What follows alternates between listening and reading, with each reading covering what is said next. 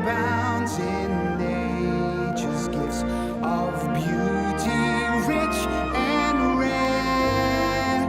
In history's page, let every stage advance Australia fair. In joyful strains, then let us sing, advance Australia fair.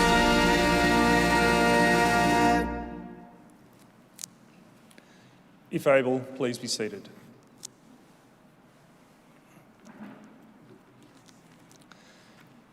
The Australian War Memorial was the vision of Charles Bean, Australia's First World War official historian. Bean landed with the Australian troops on Gallipoli and stayed with them at the front through until the end of the war. The idea of this national memorial and museum came to him at Pozières, France, in the depths of the bloody fighting of 1916. Bean's idea was that this would be a place where families and friends could mourn loved ones buried in faraway places. It would also be a place that could help all Australians understand what these men and women had endured and what they had done for us. Bean's vision, to which we remain true, is best expressed as inscribed in the entrance to the memorial's galleries. Here is their spirit, in the heart of the land they loved, and here we guard the record, which they themselves made. Tonight, we will read the story behind just one of those listed on the Roll of Honour, which lists the names of more than 102,000 men and women who have given their lives for us in war and on operations for more than a century. But first, we present a lament, Flowers of the Forest. Wreaths of floral tributes will now be laid at the base of the pool of reflection.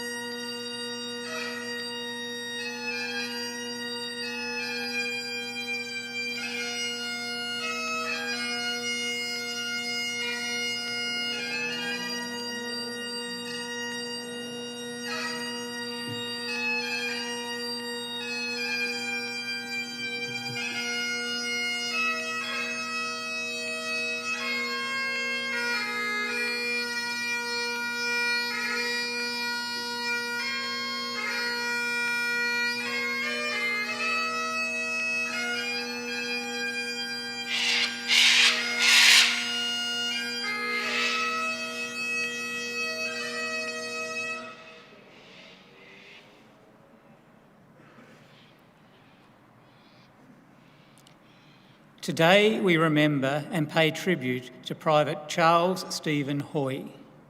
Charles Stephen Haughey was born on the 27th of March 1892, the 8th child and youngest son of Daniel and Mary Jane Haughey of Warragul, Victoria.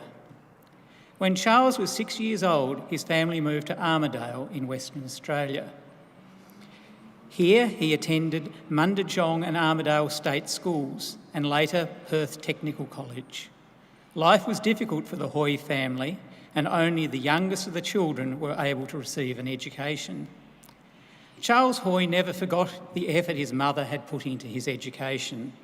When he was fighting in the war, he made sure that the majority of his pay went to her. He worked as a delivery boy at the Armidale Post Office and later as a clerk in the accounts branch of the Western Australian Lands Department. Haughey was known as Charlie by his family and friends and was described as one of the most popular and prominent young men of the parish. When he left his work with the Lands Department to go and fight in the Great War, all his workmates gave him their sincere best wishes and presented him with the expensive gift of a silver watch and chain. Haughey volunteered to join the Australian Imperial Force in January 1916. According to one report, he enlisted on the encouragement of a young girl he liked, and he soon joined the newly formed 44th Infantry Battalion. This unit was known as Old Bill's Thousand, after its first commanding officer, Lieutenant Colonel William Mansbridge. On the 6th of June 1916, Haughey and the 44th Battalion sailed from Fremantle, Western Australia, for Plymouth, England, aboard the transport ship Swevick. Once in England, Haughey undertook special signals training at the camp at Tidsworth before returning to the 44th Battalion on the 9th of November 1916. Later that month, he sailed with his unit for France and the war on the Western Front. Haughey and the 44th Battalion initially served in the Armentières sector of the front in northern France. Throughout November and most of December, they remained behind the lines training, constructing huts and improving billets. On the 22nd of December, they were inspected by Sir Douglas Haig, commander of the British Expeditionary Force, who commented on their soldierly appearance and bearing.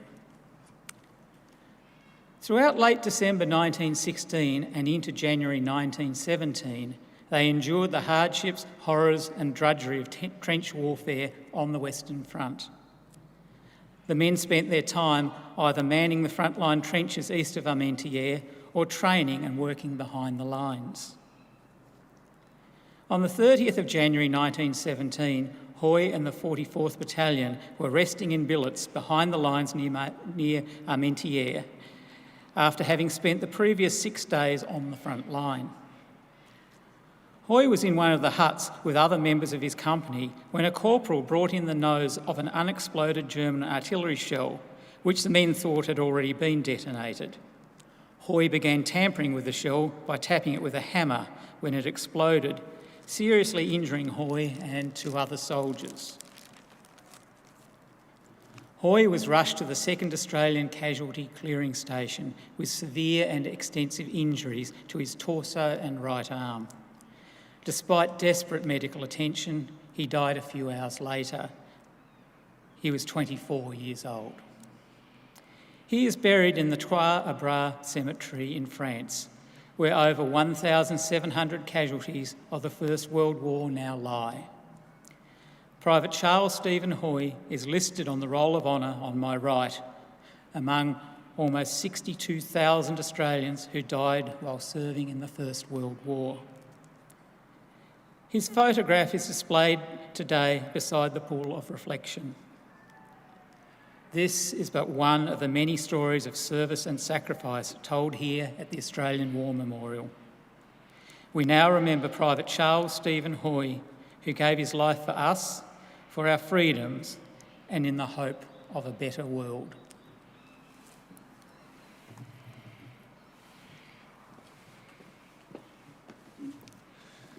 If able, please stand for the reading of the Ode and the sounding of the last post.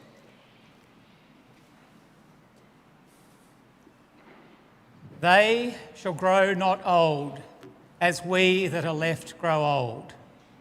Age shall not weary them, nor the years condemn. At the going down of the sun and in the morning, we will remember them. We will remember them.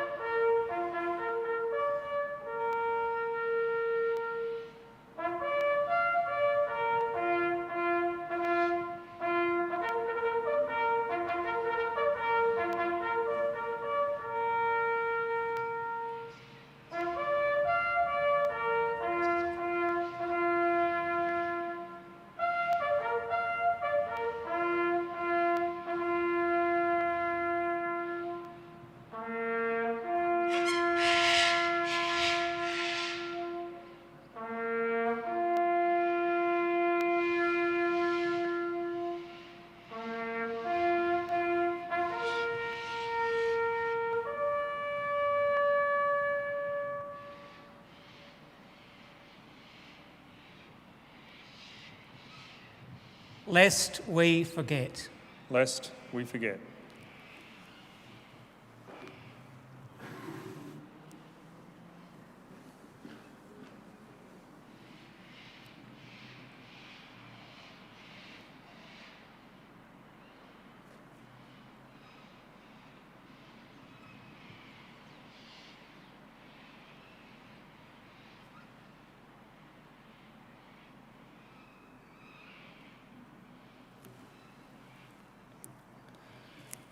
We leave you this evening with the words of the memorial's founder, Charles Bean. Many a man lying out there at Poziere or in the low scrub at Gallipoli with his poor tired senses barely working through the fever of his brain has thought in his last moments, well, it's over. But in Australia, they will be proud of this. Ladies and gentlemen, girls and boys, that concludes the last post ceremony.